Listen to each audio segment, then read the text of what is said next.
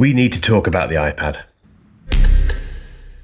I am back from California for my first ever WWDC, which was incredible. I won't wax lyrical about that in this video because I've done that already in previous videos. If you haven't seen them, go and check them out. Today, I want to talk about iPadOS 27 and Siri AI, which is sitting on this iPad, this M5 iPad Pro. I've been using this setup for about a week now, and I think the combination of iPadOS 27, which was a very mild kind of polishing type update, and the new Apple Intelligence and Siri AI is profound. I think this could be one of the most interesting, exciting, and inspiring iPad updates ever. So in this video, we'll go through those polishing updates and I'll tell you which ones are my favorite. And then we'll hit Siri AI with some questions that I've not asked it yet, but which I think are quite taxing. And we'll see how it deals with it, because my experience of Siri AI so far has been incredibly positive. It seems to be so good. And this is the first developer beta. It can only get better from that point onwards. On that note, guys, because this is a beta, it's not available to the public yet at the time of filming, and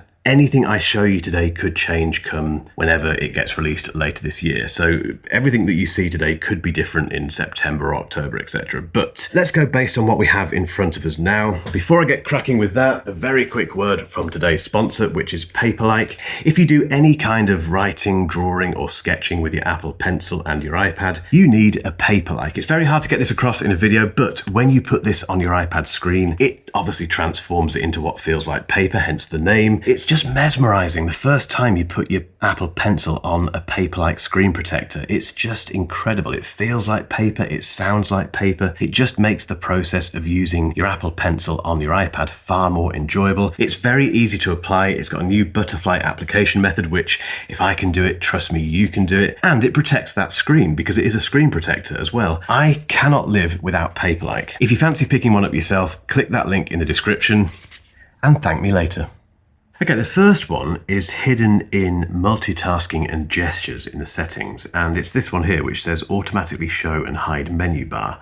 If you turn that off, I think that setting's a little bit confusing, but regardless, if you turn it off, what it does, you can see at the top of the screen, with it on, the menu disappears. With it off, it's always there. So if I switch between settings and, let's say, YouTube, you can see the menu remains and changes based on what app you're in. It does disappear when you go back to the home screen, which is fine, but as soon as I go back into an app, we get the menu bar, we can go into here, and we can do stuff. Now that is very macOS-like. It's a tiny update, but it's a macOS-like quality of life type thing, which means you just know it's there and it feels like your Mac. iPadOS is not turning into macOS, but it's becoming very similar. I do like that. Then we have liquid glass, which you either love or you don't love. And because of that, Apple has introduced a slider. So if you go into Appearance and then liquid glass, you've got this liquid glassify slider. And if you go all the way to the left, it becomes very translucent. We can see that search bar at the top. And if you move it all the way to the right, it becomes solid. A bit like iPadOS and iOS of old. It does this on the Mac as well as the iPhone as well, but I find that I'm not that fussed about it really. I tend to leave it in that middle setting because I don't mind liquid glass. It didn't bother me when it first came out. I quite like it. But if it bothers you, you can now set and to be honest, you can make very fine adjustments. You can tweak it to your liking, so you can turn it completely off or completely on, or somewhere in between. Then we have the speed improvements. So Apple is promising up to 30% faster app openings, whatever. And I mean, it does seem to be pretty, that's not a great example, but it does seem to be pretty quick, pretty speedy going between apps and opening apps. But the iPad has always been quick. This is one of those things where it's a lovely problem to have for Apple, but because these devices are so fast, noticing those differences in app opening times is quite tricky. And this is a developer beta, so it's been very stable, to be honest. It's not been particularly glitchy at all, but I think that kind of thing will make itself known later this year. Also, AirDrop is up to 80% faster, apparently. I'm happy about that because I do find AirDrop to be a little bit hit and miss occasionally, either in terms of speed or it just stops sometimes and I have to cancel it and restart it. So that can only be a good thing. Then we're jumping all over the place here. We then have custom EQ for AirPods and AirPods Pro and AirPods Max, etc. I can't find that in the settings here, and I've updated my AirPods and I've looked in the AirPods settings. I can't find it, so I think it's either being rolled out gently or something. But the idea being now that you can now basically have a custom EQ, which you couldn't do before. It is a little bit limited. It's lows, mids and highs, and it's not obvious which frequencies you're changing. Maybe Apple will improve that in the future, but it's a step forward. It's something we didn't have before, and I'm very happy about that. Then we have the changes to child accounts, which I can't really show you on here, and my son is only 4, so I don't have first-hand experience of this, but we did get a demonstration of the new features at Apple Park, and it looked fantastic. It's just giving you much more control over what your kids can and can't do on their iPads and their iPhones. So for instance, there's ask to browse, where your kid has to ask for permission to browse a certain website, and time allowances across different categories. So entertainment, games and social media. So you can basically change how much time they have to use those categories on their phone or on their iPad. And there's a new blurring out feature for gory content, along with nudity and all that sort of stuff, and a brand new screen time app, which you can get a kind of dashboard view of what's going on with your kids' usage of their iPad. I love that. Like I say, my son is very young, so we don't have to worry about this at the moment, but I know we will, and I'm happy they've done this. Right, let's do some Apple Intelligence stuff. So the current generation of Apple Intelligence and photo AI type stuff isn't fantastic. It's much better on iPadOS 27. So let me show you how this works. If we go into this photo and into Tools and then Extend, if I zoom this photo out, this is San Francisco, by the way, Extend, it starts doing some stuff. You can do this on any photo as well. It doesn't have to be photos that you've taken with an iPadOS 27 device or an iOS 27 device. It will just work on any previous photo. So it's using AI to do some very clever stuff behind the scenes. It's fairly quick as well. Again, this is a beta version, so anything could happen. That's done a good job. Look at that. If I do the before and after, that's before, that's after. It's even filled in, I mean, I don't know if that's right, that care thing there, but it looks pretty. And that is, whatever that word is down there, that name, it's filled all that in. It's filled that building in there. It's carried across that kind of purple roller blind or whatever it is. That is impressive. Let's try cleanup. This is something else that I've always struggled with on the current generation of Apple Intelligence. So if I do cleanup, okay, if we want to get rid of these people here, oh, downloading cleanup. I haven't tested this yet. Right, okay, we can change up here to high quality. Let's do that. High quality, we want to get rid of this guy here. Well, to be fair, it has identified these people. So if we do cleanup, let's see what happens. It's definitely taking its time, which is encouraging. They've gone. They have completely gone. Let's do the original and the... So that's the original, and they've gone, and it's filled in everything. It's got rid of that car there, but that's impressive. It's left that guy's shoe. That's the one thing it's done. But if that's the, that shoe might have been left there. That's just it's a lost shoe, isn't it? But the rest of it, that's really impressive. Next up, we have reframe, and I'm a little bit unsure about this personally, because I think if you take a photo, it's that moment. You've captured the moment, however it's come out, that's what it is. But if you're not happy with it, if you press reframe, it scans the photo and it does this kind of spatial thing where I can now move Nala around and completely reframe the photo. So maybe I want it like that, a bit kind of down towards her, have her looking at the camera a bit more, reframe. And what it does, it has to fill in those gaps around the edges again and give you this reframed photo. So while it's doing that, just very quickly, I personally have no interest in doing this, but Apple's invested a lot of time in this with obviously with Vision Pro, and I think the results of that we can see here, and that's done a very good job. Again, if we look at the before and after, that's the original, that's the reframed one. It's impressive. I would never use that personally, but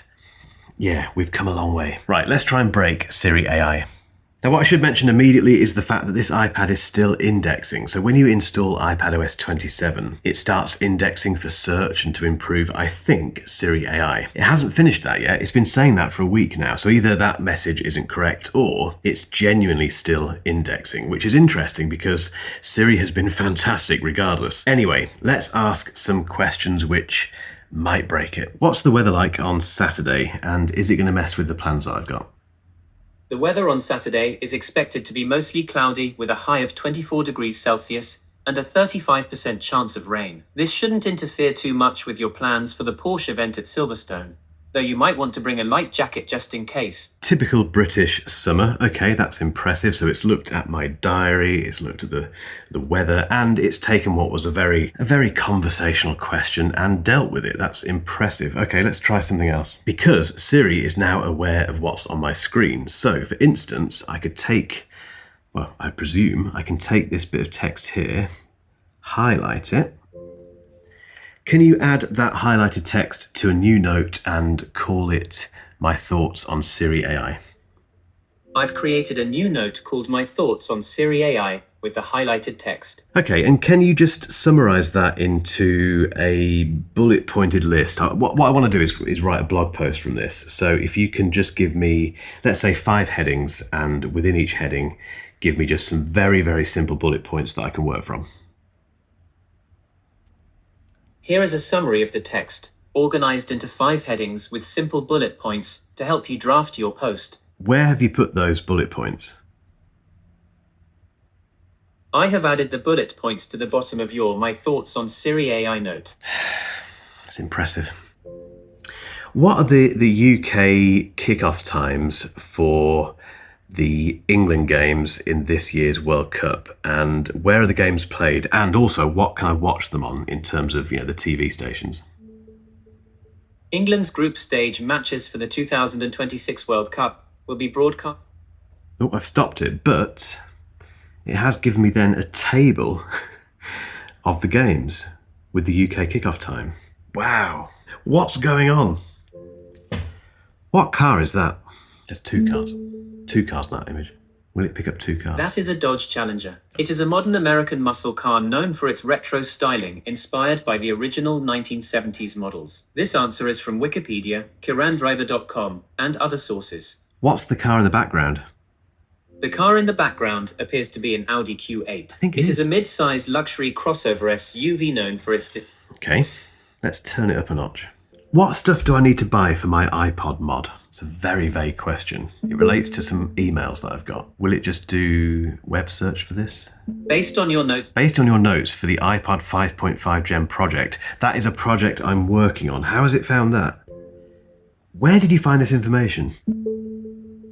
I found this information in your Notes app, specifically in a note titled, A 2026 Review of the iPod 5.5 Gen, the one you want.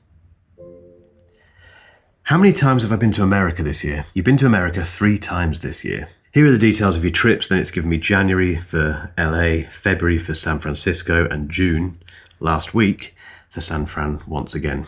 That is impressive. It's pulled that stuff from emails, from my calendar, from notes. How do I break it? Show me the Ferrari photos in my downloads folder. I know there's some in there.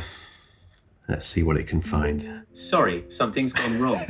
Please try again. That's the first time it's broken. Let's try again. Show me 3 of the Ferrari photos in my downloads folder. They're definitely there, but they're not called Ferrari as the file name, so it would have to know. Here are 3 Ferrari photos from your library. Is that right? Oh, that's gone into photos, and it hasn't shown me them. Okay. Oh, hang on. Something's wrong. Okay. Please try again. Fair enough, I've broken it slightly. I'm seeing my mum this weekend. When was the last time I saw her? I should know this. The last time you saw your mum appears to have been on Wednesday, the 1st of June 2022, according to an all-day event on your calendar simply titled Mum. You also had a FaceTime call with her more recently on the 29th of May 2026. Add to my calendar, call Mum again because it's been too long, on Sunday at 8 p.m. via FaceTime. I've added call Mum again because it's been too long to your calendar for Sunday, June 21, from 8:00 p.m. to 9:00 p.m. This is impressive.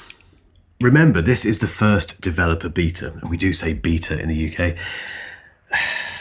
Wow. Then we have the dedicated Siri app, which is really good. It's not as detailed as ChatGPT or Claude, obviously, because it's the first iteration of this, but you can see where Apple's going with this. I think it could get very, very interesting as they develop the Siri AI app. You know, you can imagine a world where it becomes properly agentic and you can have it running, doing things for you in the background. At the moment, what it does, it brings together all of your previous conversations, it syncs them across your devices, it cuts out the noise. So if you're using Siri to call your mum or to set timers, you don't see those conversations in here. You just see the meaty stuff, and you can start conversations in here as well, and you can go, it can write stuff for you, and this is what we've been missing. This was the missing thing from Siri, apart from all of that intelligence that I've just shown you. I keep saying impressed and impressive, but I'm not making this up, guys. It's a really big step forward for the iPad. I'm going to stop waxing lyrical about this because you will get annoyed, which I completely understand. Instead, I want you to get involved in the comments. Let me know if you've tried Siri AI or if you've just got an opinion on it. Is this the right thing for Apple to be doing? Are you impressed? Are you not impressed? Is there something else we should be thinking about? Get involved down there. I will as well. And if you haven't hit that subscribe button yet, you know what to do. Loads more content on this stuff coming. In particular, how it affects the Mac and your iPhone. I'll see you in the next one.